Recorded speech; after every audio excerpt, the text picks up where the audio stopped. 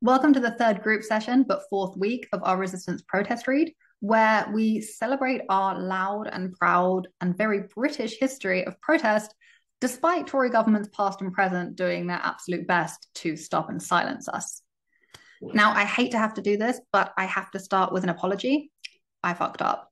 So all of these chats are recorded on Zoom, and I only have a free account, so the chat's cut out after 40 minutes, and we have to reopen the chat and start again. And on the one hand, this is great because it means that everyone can have a breather and a moment to process what can be quite intense discussions. On the other hand, I'm an idiot and I forgot to hit record for the entire second half of this week's protest read of Savage by Camilla Shamsi. And I'm particularly angry with myself because not only is this one of my personal favorite stories in this collection, but I invited one of my favorite authors of all time to discuss it, Paige Cowan-Hall, and I invited the publisher of this entire Resist collection, Paige, to talk about it. Now, luckily, Paige will be joining the chat for the Whistling Bird next week, and Ra will be coming back for a roundup session the week after. So I have one more chance to kind of capture their genius on camera. Okay, long-winded apology done. Let me give these two incredibly literary characters a proper introduction. So Paige Cowan-Hall has won awards for both her short fiction and her screenwriting, some of which focuses on her Jamaican heritage, like Ohenima, and her work on the Maroons, not only as a resistance movement, but as multiple kind of state-building movements in their own right. She's currently working on a queer period drama centering on an interracial couple. You can watch the teasers and find the crowdfunder over on Instagram. Now, Ra Paige grew up around activism and protest. It's in his blood and in his hands as he's edited not only this collection, but more collections than I have on my shelves. These are the ones I'm lucky enough to own. And I'm a particular fan of Ra's work because he provides us normal folk with knowledge in an accessible, low input, low effort way. Now, I'm notoriously lazy or overworked and exhausted, depending on which ideology we're adhering to in the moment, which means I probably appreciate this sort of low effort method of learning more than most. And in case you're wondering who I am and what mandate I have to talk about Britishness or protest or our political system, I'm Abby, I'm British. I've lived in and have family living in the UK. I can vote, but I can also participate politically, even when they take away my right to vote in 9 years. And protest is political participation. It should come as naturally as registering to vote or complaining about the cost of living. So let's start a protest, huh?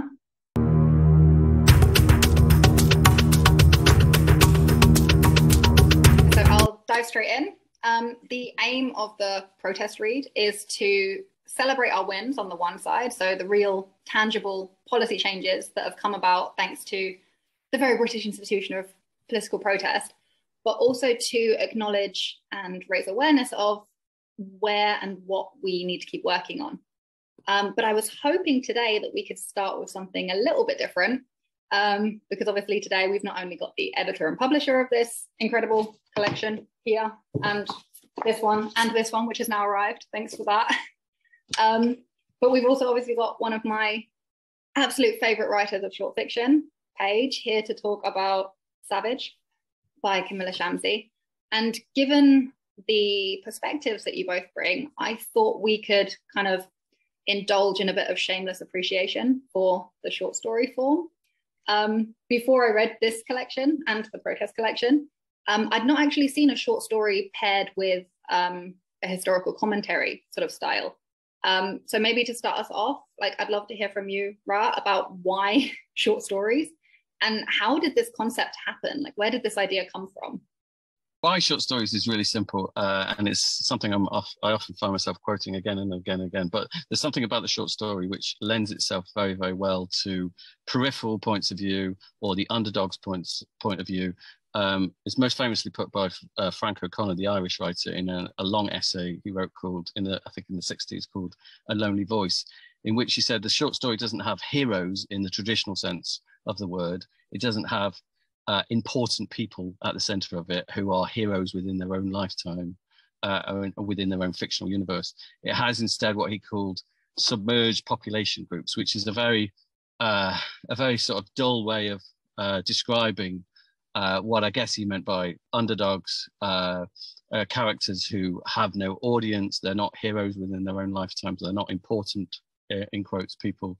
And he also meant characters who weren't kind of invested in or weren't enfranchised within their society. They weren't invested in, and they didn't have investment in society as they saw it. So the short story completely lends itself to this underdog point of view, this grassroots or kind of lower than grassroots sort of point of view. And I was very interested in the idea of combating this sense of the Thomas Carlyle idea of the great man theory of history. Thomas Carlyle was a Scottish historian, not taken very seriously even at the time, but he came up with this theory of the great man theory, which said that history is but the biography of great men. Everybody else's stories are just sort of background material. Everybody else is an extra in the story of history. Only the great men are important, and their biographies. And it's a kind of a ridiculous approach to history, and it isn't taken seriously by historians. It wasn't really at the time, but it is kind of prevalent and pervasive in the way we talk about history and culture. If you look at like the movies that Britain puts out, most of our cinema is about great men. It's biographies of kings and queens and great men. And it loves to boil down history, which is very complex, multi-party, multi-agency kind of study into simple biographies, simple soap operas around a few great men. So I wanted to kind of counterbalance that and use the short story to talk about history from the points of view of not so great men and women. And so the short story is just perfect sort of material for that. The problem with that is, with the short story is, from a historical fiction point of view, is it takes an enormous amount of research to get a history right in a piece of fiction. So writers generally don't write historical fiction in short form because of the amount of time they have to put in terms of the research. Novelists will spend a year or two researching something and then a year writing it up as a piece of fiction. So it's just not worth it for a short story. So an obvious way of speeding things up and making it more kind of profitable time-wise is just to pair them with pair the writers with historians. Especially from sort of a political education standpoint, which is like what I'm all about. It's accessible and easily digestible for the audience itself, not just in an efficiency sense from your side, but it's also, you're able to raise awareness and educate at the same time as just sort of entertaining, which I absolutely loved.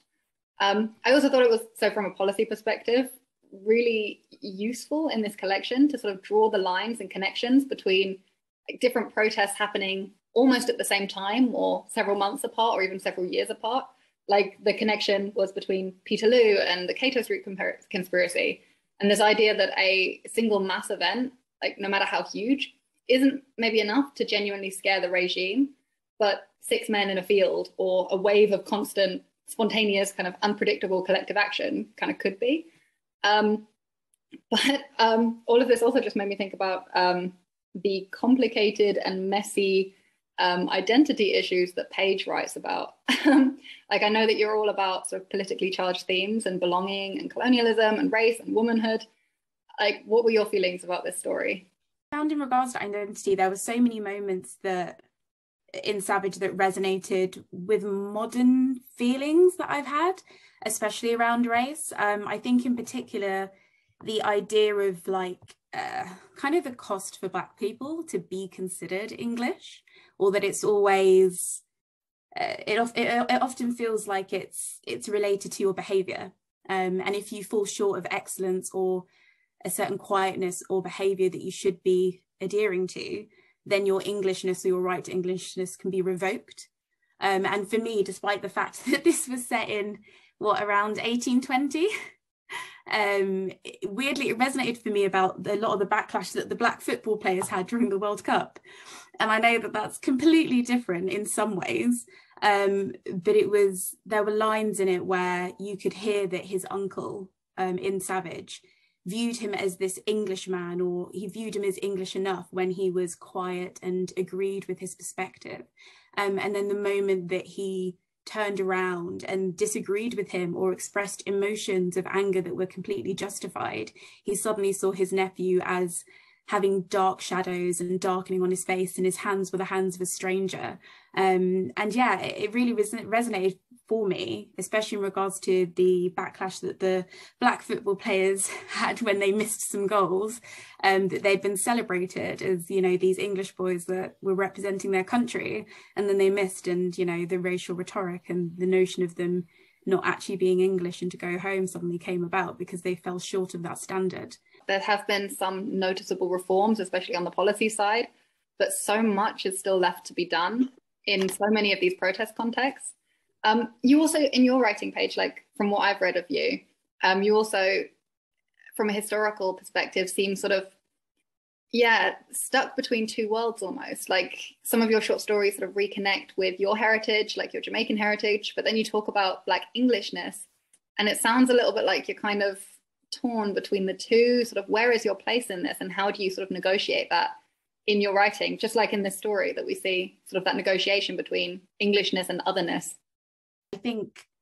I think in some ways, like when I was writing a Henny Ma, my short story, which is, I suppose, a protest of sorts. I don't consider it protest, but it is, which is about a woman from a Khan culture who was brought to a Jamaican plantation in the late 1600s and becomes a obeah woman, so a healing woman towards the other slaves there. As much as it didn't feel like protest, it was, I suppose it was steeped in it in the fact that it was providing an alternative to an oppressive regime that they've been provided with. So I don't think it's ever intentional, but I think ultimately identity seems to consistently come through in the things that I write. And I suppose a Henny Ma and Marooned, which a Henny Ma is sort of a prologue to, but was a short story. A Henny Ma is the one that you won an award for, right? That's the short story, in the collection. Okay.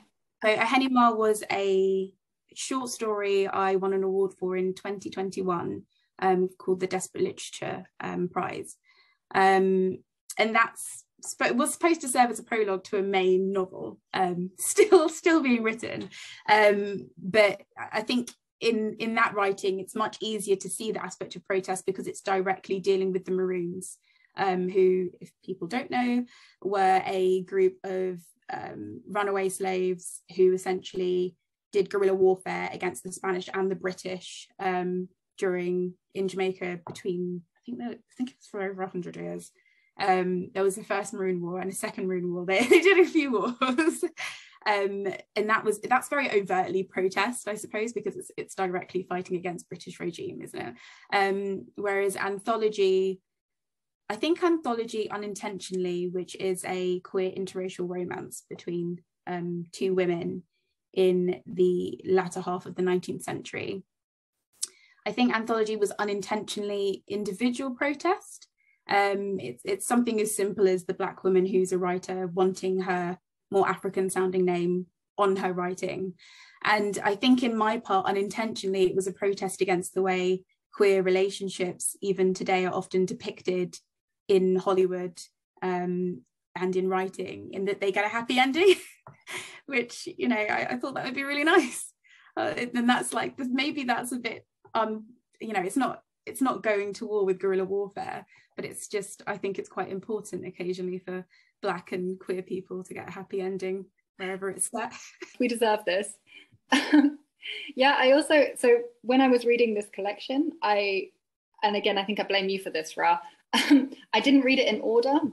I feel like there was permission to not read it in order, but I'm a really terrible mood reader. So I read Savage after having read something of yours, Paige, I think. I think it put me in the mood, I'm not sure, but for whatever reason, I read Savage before any of the other stories in this collection.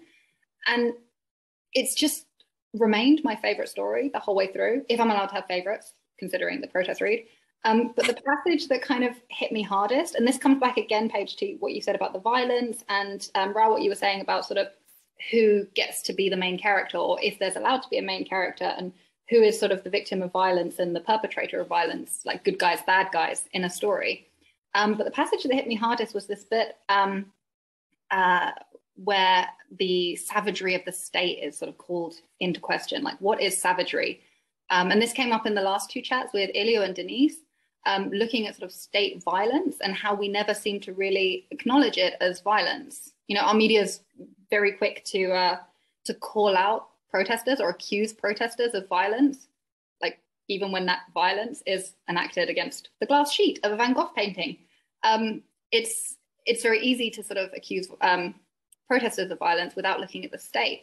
Like, I had someone threaten to find my house and vandalize it so that I could understand that this act against the Van Gogh painting yesterday or the day before by Just Stop Oil is terrorism and horrific violence. Like, it was super extreme, like some of the responses to this. Yet when state violence quite literally kills us, as it did the families and residents of Grenfell, as it did with the hundreds of thousands of Brits who died from COVID unnecessarily, when systemic negligence and sort of intentional policy deprioritization literally kills us, it's not considered violence.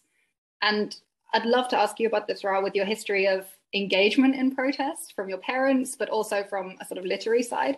What do you think that we as protesters can do when people seem more outraged by an act of petty vandalism than they are about the state killing us in the hundreds of thousands? Like, the thing we need to do is understand that history isn't taught to us.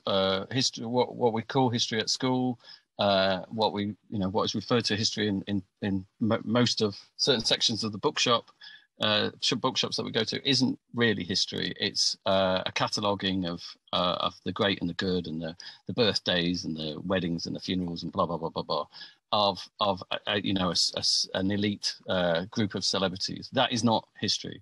And in putting these projects together, I realized that I knew about a certain history of protest that my colleagues didn't. You know, left-wing, very educated colleagues of a certain generation who were maybe 10 years younger than me had never heard of Greenham Common, which I found staggering. How can you not know what Greenham Common is just because you're 10 years younger than me? I myself learnt about events like the death of Blair Peach, which happened when I was very young, and my parents obviously didn't tell me about it. But it was a major event, and I never knew about it. I never learnt about it through general political awareness. And it sort of dawned on me that history isn't taught; it's passed around like by word of mouth. Maybe within families or maybe within political kind of affiliations and friends. So awareness of that history is the first step. Another thing we can do is kind of ask ourselves, what really have been the great changes in our lifetime, the great movements. And in my lifetime, the collapse of apartheid in South Africa is perhaps the only, really, really kind of momentous positive thing that I can point to. But if you go back over the 20th century, any change, whether it's been brought about by explicit acts of violence, or whether it's been pushed through by explicitly non-violent movements like the civil rights movement in America or independence movement for India, they're all met with violence, whether you're prepared to take up violence as a protester yourself or whether you're a non-violent protester, you're still met with violence. So violence is part of the equation. Violence is part of the process. No, we're not sat here condoning violence, but it's like, saying, what's your opinion on the weather? It's just there. You can't take it out of the equation. So we should be aware of that. We should always be aware of that, and we should always look at those little moments where something seemingly small changed things radically. And I think a lot of this story of Carmilla's is about attacking this idea of gradualism, this idea that things can generally change through small, gradual, incremental changes, and that it's aligned to this idea that inevitably things will progress, which is a very naive, very kind of stupid idea, really.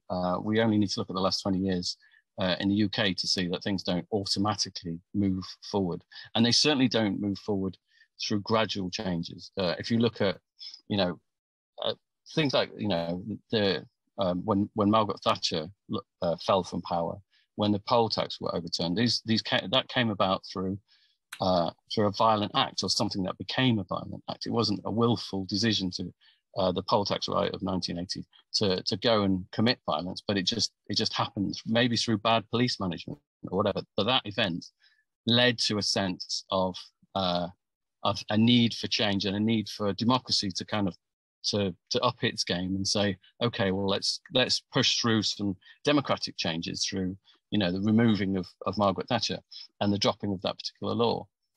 So change is really a kind of for me, it's a to and fro between a tug of war, really, between the democratic process and protest itself, whether that is violent or non-violent. Riot isn't a riot. It isn't like a mad mob going crazy. It's people saying, well, you've not given us what we asked for or what we agreed in our social contract, and so we're going to renegotiate that. You want us to obey the law, you respect our rights, and when that negotiation breaks down, then things have to happen. You know, things have to change, and it's not something that anybody or many people sort of go around advocating, but it is an inevitable consequence. It's super interesting for me, actually, I study authoritarianism. I'm writing my PhD on protest and authoritarianism. And in these systems, one of the main sort of takeaways that you have is that, one, it's inevitable, the protest will be repressed. That's not really,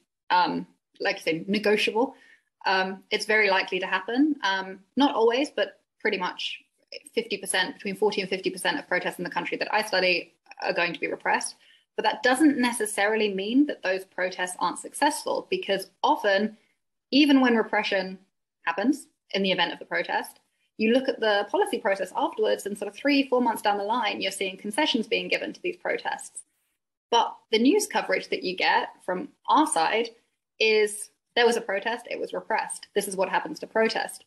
You look at protests in the UK, and the coverage of those protests has nothing to do with concessions or how they might have won, what conversations were had with which ministers, at what level, with which institutions, with which organizations. The conversation is always, the protest happened, the police were there was some kind of violent scuffle, someone was thrown on the floor, and this is what protest is, this act of necessary violence between the state and protesters.